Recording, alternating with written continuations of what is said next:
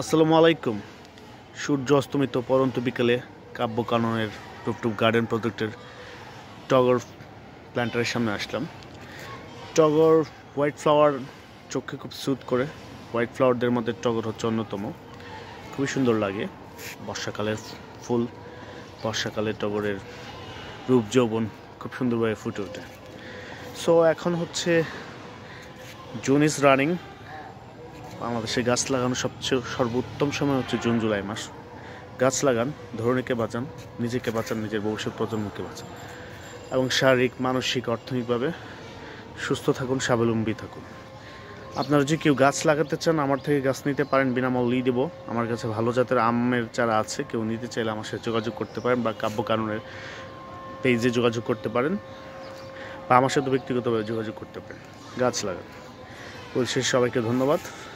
ভালো থাকুন। আল্লাহ হাফেজ।